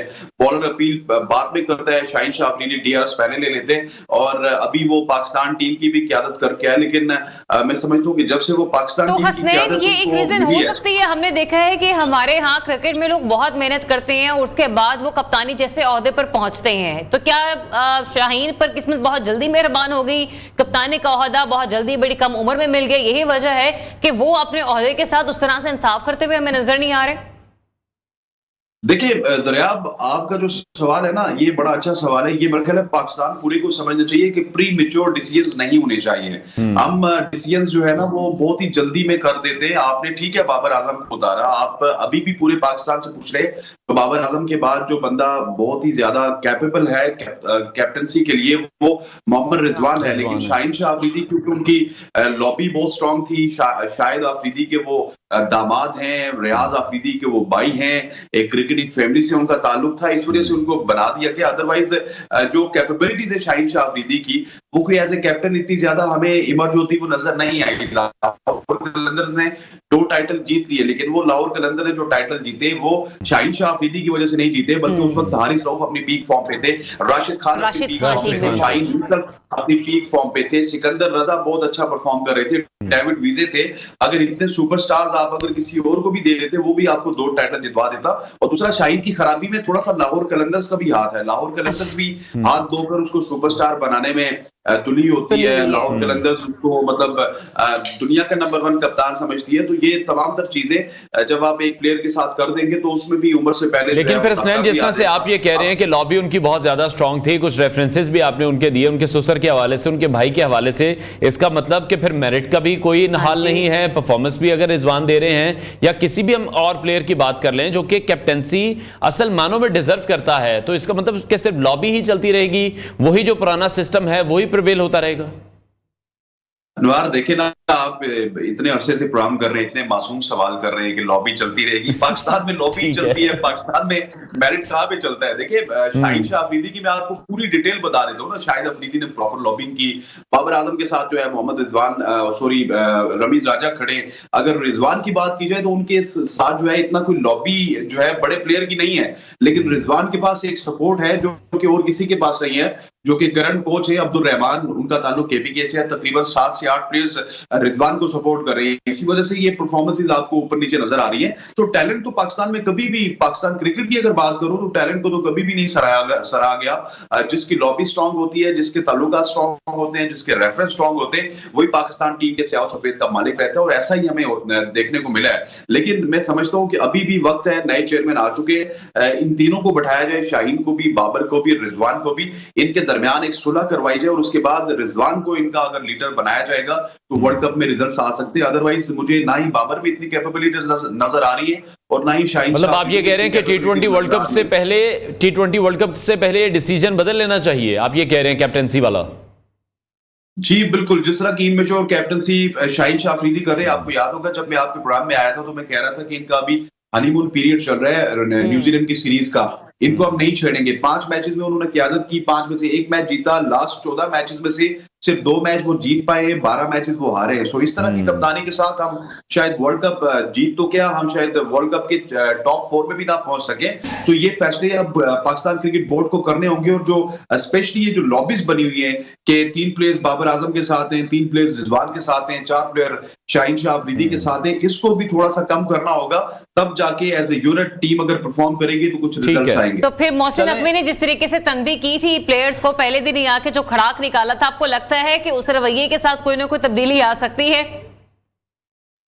देखिए ज़रियाब, मोहसिन नकवी साहब का जहां तक ताल्लुक है ना, मोहसिन नकवी साहब बड़े सियाने आदमी है। एकदम से वो सीएम की सीट से पीसीबी में पहुंचे, पीसीबी के चेयरमैन की सीट से अब सुना है कि वो वज़ीर दाखिला अगर वो वज़ीर दाखिला ना बने तो ये मैं गारंटी दे सकता हूँ कि ठीक है वो हर अपॉर्चुनिटी को अवेल जरूर करते हैं, लेकिन वो काम के आदमी है। उन्होंने जिस तरह पंजाब में काम किया या जिस तरह अपने टीवी चैनल में काम करते हैं, मेरा ख्याल है कि वो पीसीबी में भी काम कर सकते हैं। और ये जो तंबी उन्होंने की, या इवन आपको एक और बात बताना चाहूँ कि पाकिस्तान क्रिकेट टीम के तमाम तर जो खिलाड़ी हैं वो काकुल जाएंगे, एबटाबाद में फौज की ज़ेरे निगरानी वो ट्रेनिंग करेंगे। तो ये भी हमने देखा था 2016 में जब मिसबाह इस टीम के कैप्टन थे, तो काकुल में जाकर ट्रेनिंग हुई थी, वहां पे प्लेयर्स की ट्रेनिंग के बाद पाकिस्तान क्रिकेट टीम टेस्ट में नंबर 1 आई थी।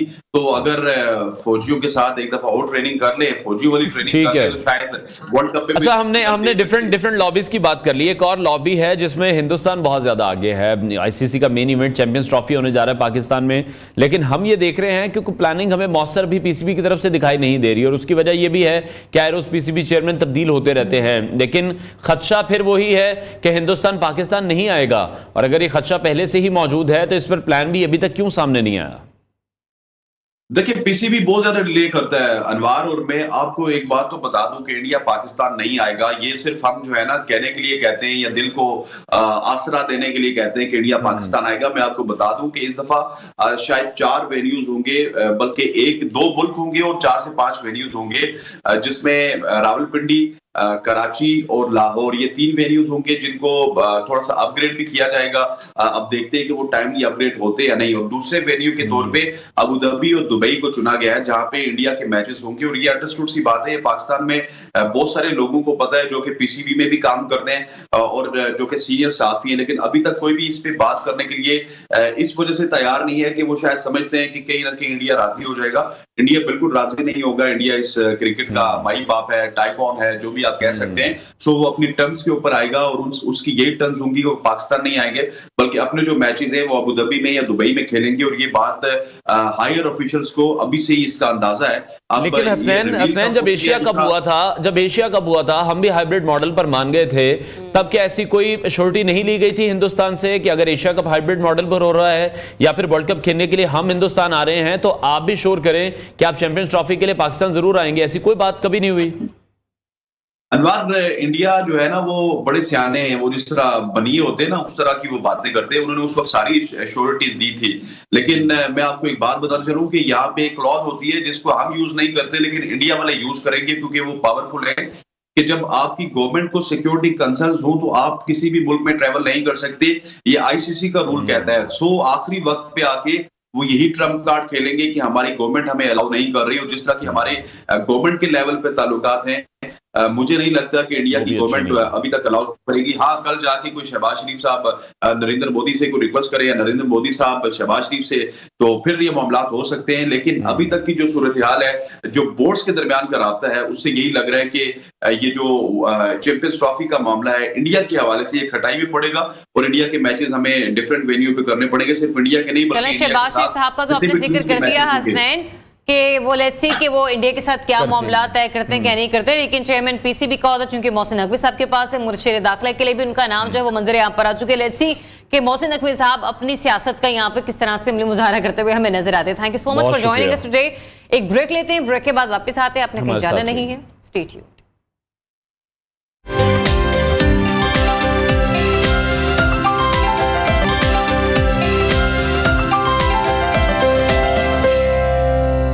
वेलकम बैक नाजरीन। प्रोग्राम के इस हिस्से में हम बात करने जा रहे हैं आपकी और हमारी हेल्थ के हवाले से, और स्किन हेल्थ भी बहुत ज़्यादा इंपॉर्टेंट है क्योंकि जिस तरह से मौसम अब तब्दील होता हुआ हमें दिखाई दे रहा है, तो उसके साथ साथ मौसम की तब्दीलियों के साथ साथ जहां हमारे उठने बैठने, पहनने, ओढ़ने, जागने, सोने के अंदाज तब्दील होते हैं, वहाँ हमारी स्किन पर भी जो मौसम जब तब्दील होता है तो फिर बराह रास्त उसका इफेक्ट भी हमें नज़र आता है। ख़ास तौर पर जिन लोगों की स्किन सेंसिटिव है उनको बहुत ज़्यादा मसाइल का सामना करना पड़ता है, चाहे हम सर्दी की तरफ से गर्मी की तरफ जा रहे हों या गर्मी की तरफ से सर्दियों के मौसम में एंटर हो रहे हों, तो फिर दोनों ही सूरत हाल में हमें अपनी स्किन का ख्याल काफी रखना पड़ता है। बिल्कुल, और ऐसे में जहां पर मौसम चेंज हो रहा है वहीं पर कल से रमजान का बाकायदा तौर पर आगाज हो रहा है, और ऐसे में हम ये देखते हैं कि जब हम रोजे की हालत में होते हैं, जाहिर सी बात है ना हम पानी पी सकते हैं ना हम कुछ खा सकते हैं। वो जो फिर 12 से 14 घंटे की फास्टिंग जो होती है उसमें एक प्रॉपर गैप आ जाता है, और अमूमन ये कहा जाता है कि पानी ज्यादा से ज्यादा पिया करें, ये हर बीमारी का बेहतर से बेहतरीन इलाज होता है। इसी पर बात करते हैं।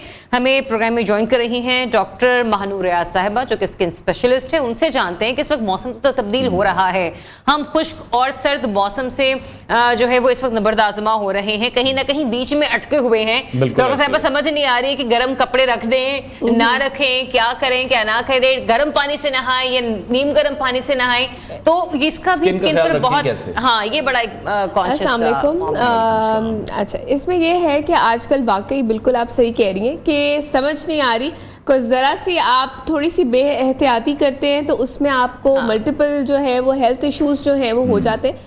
और अभी मैं आजकल देख रही थी कि बहुत सारे लोग जो हैं वो क्योंकि ऑब्वियसली मौसम चेंज होने की वजह से बीमार होना, फिर आप एंटीबायोटिक्स लेते हो या दवाइयाँ ज़्यादा लेते हो तो आपकी स्किन जो है वो उससे बहुत ज़्यादा इफ़ेक्ट हो रही है। और उसके साथ साथ ये कि जाहिर सी बात है कि मौसम इस तरह का है कि हमें लगता है कि हमें अभी फ़िलहाल किसी चीज़ की ज़रूरत नहीं है, जैसे कि पानी बहुत ज़्यादा नहीं पिया जाता, या समटाइम हम इस चीज़ को भी बेएहतियाती कर लेते हैं कि मौसम प्लेजेंट है तो हम सोचते हैं कि अच्छा यार ना सनस्क्रीन लगाने की ज़रूरत है, ना पानी पीने की ज़रूरत है, ना मॉइस्चराइज़र लगाने की ज़रूरत है, क्योंकि ये सारी चीज़ें जो हैं वो ऑब्वियसली हम जब कोई एक्सट्रीम वेदर कंडीशन होती है तो डेफिनेटली ज़्यादा आप उस चीज़ को प्रायोरिटाइज करते हो, आप सोचते हो कि नहीं अभी मुझे इस चीज़ की नीड है। बट अभी करंटली क्योंकि इतना मिड में मौसम चल रहा है, हाँ उसमें हमें लगता है कि नहीं ना सनस्क्रीन की ज़रूरत है ना मॉइस्चराइज़र की ज़रूरत है। बट ये सारी चीज़ें जो हैं वो साथ साथ ऑब्वियसली इनकॉर्पोरेट करनी ज़रूरी है हमारी स्किन केयर के अंदर। और इसके साथ साथ ये कि ऑब्वियसली मौसम जब चेंज होता है तो उसके साथ साथ हमें प्रोडक्ट्स भी थोड़े से चेंज करने पड़ते हैं, ठीक है।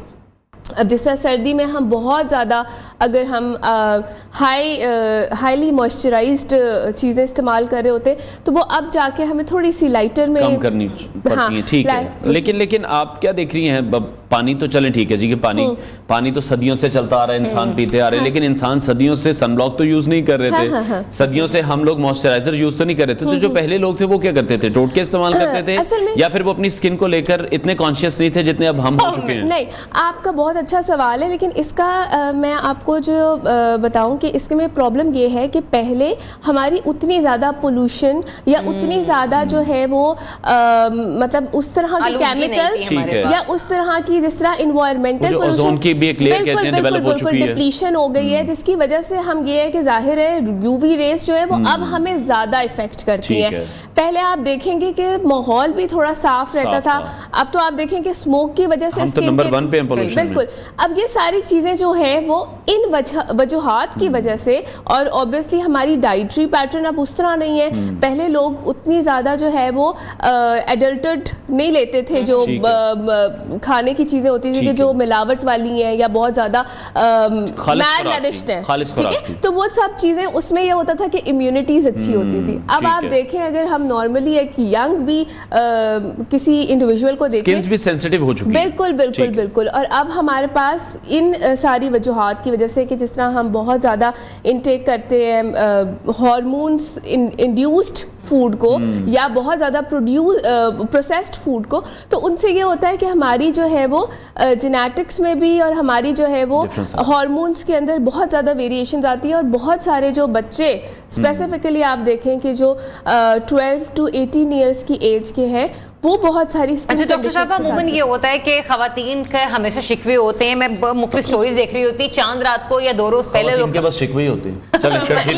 मसले ये वाले होते हैं कि ना ओहो ये तो ईद से 1-2 दिन पहले मेरे पिंपल निकल गया या मेरे फेस पर ये स्कार पड़ गया, तो उसके लिए वो क्या अपना डाइट प्लान यानी कि रखें इस तरह का कि उनकी स्किन कॉम्प्रोमाइज ना हो और ईद वाले दिन वो फिर पिंपल लेके ना तैयार हो रही हूँ?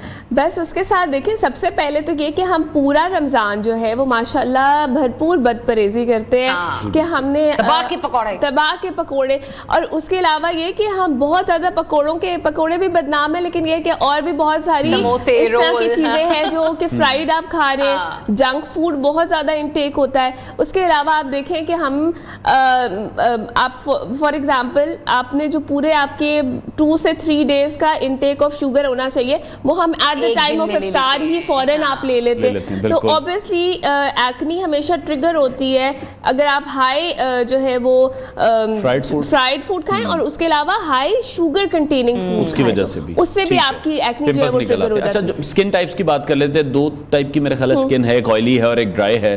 तो इन दोनों स्किन के जो लोग हैं उनको फिर कौन कौन सी एहतियाती तदाबीर हैं? अच्छा, जिनकी इसमें स्किन ड्राई है या जिनकी ऑयली है, वो क्या क्या यूज करें कि स्किन फिर पहले बैलेंस ड्राई वाले पर आए। बैलेंस रहे? हाँ, वही इसमें ये है कि स्किन टाइप्स आपकी 3 to 4 टाइप्स होती हैं। हमें 2 ही पता मेन यही है। हाँ, मेन ज्यादातर ये है, लेकिन हमारे जो रीजन है इसमें Obviously. ज्यादातर कॉम्बिनेशन स्किन जो है वो मतलब ज्यादातर लोगों की कॉम्बिनेशन स्किन है, और उसके अंदर ये है कि सबसे अच्छा ये रहता है कि आप लाइट वेयर जो गर्मियों के या ये जो अभी वाला मौसम चल रहा जी, है, लाइट वेयर जो है वो आप मॉइस्चराइजर इस्तेमाल करें, और मॉइस्चराइजर हमेशा बिल्कुल फेस जब आप धोते हैं और डैम्प फेस होता है उसके ऊपर लगाएं। अदरवाइज अगर आप उसे लगाते हैं तो वो इतना इफेक्टिव नहीं होता, लेकिन डैम्प स्किन पे लगाएंगे तो उसका अब्जॉर्प्शन ज़्यादा अच्छा होगा। ठीक है। सिमिलरली आप जो है वो जब सनस्क्रीन लगाते हैं तो हमें लगता है हमने एक दफ़ा सुबह लगा ली तो बस बहुत Enough है। लेकिन ये कि उसको आपने हर 3 to 4 आवर्स पे जब आप वॉश करते हैं, जिससे हमारा ऑब्वियसली रिलीजियसली भी हम तो वुजू करते सफाई हैं, तो निस्फ़ ऑब्वियस सी बात है कि उसके अंदर भी हमारा 2 से 3 टाइम्स वॉश हो जाता है, तो उसके अंदर हम उसको दोबारा रीअप्लाई करें। उसके अलावा ये कि क्या कहते हैं पानी का इंटेक अच्छा ठीक है। करें, डाइटरी पैटर्न अच्छा करें ठीक कि है। अपना जो खुराक है उसके अंदर ज़्यादातर जो है वो फाइबरस फूड का इंटेक ठीक करें। है। फाइबरस फूड नॉर्मली हमारी रॉ वेजिटेबल्स में आ जाता है, या हमारे फ्रूट्स आजकल Fruits में बहुत है, अच्छे उनमें आए आ हुए जाता हैं, है। उनके ठीक है। अंदर आ जाता है। उसके अलावा ये कि आप अब ये जिस तरह रमज़ान आ रहा है तो इसमें भी बहुत ज़्यादा हाई जो है वो आप मतलब फ्राइड फूड ना ठीक खाएं, है। या वो ना खाएं कि बहुत ज़्यादा जिस तरह मीठे वाले चीज़ें। पानी के इंटेक का जैसे आप कह रही हैं, तो Water फिर रमजान intake में जरा उसको बढ़ा किस लें, तरह से हाँ। मैनेज करें? क्योंकि अच्छा। रमजान में तो हाँ। जाहिर बात है कि फिर इफ्तारी के बाद ही हम एक ही दफा हाँ, फिर आप उसको इतना full लेते करते हैं कि पानी पीने की आपके अंदर हाँ। सकत नहीं बाकी बचती। असल में इसमें ये है कि अगर हम थोड़ा सा वाटर इंटेक डिवीजन में करें कि ठीक हम है। उसको इस तरह जिस तरह अब जब हम ज़्यादा खाना खा लेते हैं तो ऑब्वियसली हमारा स्टमक फुल फील करता जी। है, तो उसके अंदर हम अगर पानी ज़्यादा नहीं पी सकते, तो ये है कि अगर हम खाने को थोड़ा सा अपना जो है वो डिवीजन में पोर्शन कंट्रोल कर हाथ लें, होला। हाँ हाथ होला रख लें, ठीक तो है। उसके अंदर ये है तो कि मुश्किल आपका काम है। नहीं, उसमें ये है कि आप उसके साथ वो ज़रा थोड़ा सा, और दूसरा ये कि रमज़ान के अंदर जिस तरह आप मैं भी फाइबर की बात करी थी, तो आप इफ्तार के टाइम पे रादर देन कि आप पूरा जो है वो शिकंजबीन या बहुत ज़्यादा शुगर कंटेनिंग आप फ्लूइड Drinks हैं जितनी लें भी। या ड्रिंक्स लें, तो उसमें ये है कि आप इस बोल के साथ उसको पानी को पहले ही आप वो कर लें, या जिस तरह आजकल हमारे पास आता है फैक्सीड आते हैं ठीक या है। तुक मलंगा होता है, हाँ उसको जी। आप पहले से भिगो के रख लें, उससे आपको थोड़ा सा फुलर फील होता है। ठीक तो है। जब फुलर फील होगा तो फिर आप उतना ज़्यादा खाने की तरफ नहीं जाएंगे। और दूसरा ठीक है। ये कि जब आप फ्रूट्स वगैरह भी लेते हैं तो उनमें भी थोड़ा सा ये कि कंटेंट ऑफ आपका वाटर थोड़ा सा फुलफिल हो Intake आपको जाता मिल है, जाता है। और ये कि आप उसमें थोड़ा सा ये कि अच्छा, हमने डॉक्टर साहब में ये देखा कि अमूमन खवातीन हो या मर्द हज़रात हो, सुबह ऑफिस जाने के लिए या जिसने भी कहीं अपने किसी काम के लिए निकलना, तो बड़ा तैयारी श्यारी के साथ जाते हैं, लेकिन जब हम रात को सोने लगते हैं तो कुछ लोग अपनी स्किन का ख्याल नहीं रखते। तो जो नाइट प्रेप सबकी होनी चाहिए स्किन के लिए, वो क्या होनी चाहिए? अच्छा, ये बहुत अच्छा सवाल है आपका। और इसके अलावा ये कि अभी जो क्योंकि आगे रमज़ान भी आ रहा है, तो रमज़ान में भी नॉर्मली हमारी क्योंकि नाइट जो रूटीन है वो बहुत ज़्यादा डिस्टर्ब होती है, तो ये सारी चीज़ें हमारे ऑब्वियसली स्किन को भी डिप्राइव करती है, क्योंकि उसको वो पूरा रेस्ट का साइकिल या सर्कल नहीं मिल रहा। एक तो हम नरिशमेंट भी पूरी नहीं दे रहे, क्योंकि जाहिर सी बात है माल नरिश हो रही है बॉडी, क्योंकि आप उतना ज़्यादा मतलब प्रॉपरली मील्स नहीं ले रहे। और उसके अलावा फिर आप उनको स्किन जो है इससे भी इफेक्ट होती है कि सोने के भी जो आपका साइकिल है वो इतना डिस्टर्ब हो जाता है कि आप पूरी पूरी रात जाग के फिर सहरियाँ करनी है, एंड देन उसके बाद फिर आप उसको, तो ये कि एक तो अपना स्लीप साइकिल थोड़ा सा हम उसको करेक्ट करें कि ये कि रादर दिन पूरी रात जाग के सहरी करने के बाद हम सोएं, पहले अपना टाइम थोड़ा सा वो करें, ताकि उससे ये कि डार्क सर्कल्स और आपकी जो रिंकलिंग और एजिंग के साइंस है ना, वो इस चीज़ से बहुत ज़्यादा एग्जैचरेट हो जाते हैं। तो ये कि आप इसको अगर थोड़ा सा बेहतर करें, इससे हेल्प होगा। और दूसरा ये कि नाइट टाइम में सबसे बेस्ट ये रहता है कि आप अपने डॉक्टर से गाइडेंस लें अपनी स्किन के मुताबिक। नॉर्मली जो हम टोटके या हम जो बहुत सारी कई ऐसी खवातीन होती हैं जो दूसरे को कोई चीज़ सूट कर रही है तो वो कहती है कि हम भी लगा लें। ठीक है। तो ये कि हर स्किन के मुताबिक obviously there is a different set. और दूसरा ये कि इसमें ऐसा नहीं होता कि आपको बहुत ज़्यादा मुख्तलिफ चीज़ें इस्तेमाल करनी पड़े। आप अगर अपने डॉक्टर से कंसल्ट करते हैं तो वो आपको specific set of things will be guided according to your skin. तो उससे ये होगा कि आप मल्टीपल जो है ना वो एक जो आपने मेस मचाया हुआ होता है ना उससे बच जाएंगे। और ये कि आपके स्किन के मुताबिक, और उसमें प्रोडक्ट्स भी हम इस तरह भी गाइड करते हैं जो आपके बजट के अकॉर्डिंगली भी ठीक है। तो बजट फ्रेंडली चीजें जो हैं वो आप अपने डॉक्टर से रिकमेंडेशन लेके जरूर कर सकते हैं। जो डॉक्टर साहिबा ने आपको चीजें बताई हैं उन्हें जरूर फॉलो करें रमजान में। और प्रोग्राम का वक्त खत्म हुआ है। ये हमारा रमजान से पहले आपके साथ मॉर्निंग शो था। इंशाल्लाह कल जब आपसे मुलाकात होगी चांद तो निकला है, लेकिन पहले रात को रोज़ कमेटी जब बैठेगी चांद निकलेगा, तो इंशाल्लाह कल फिर आपसे मुलाकात करेंगे इफ्तारी के टाइम पे। अपना बहुत सारा ख्याल रखिए। इजाजत दीजिए। दीजिए। अल्लाह हाफिज।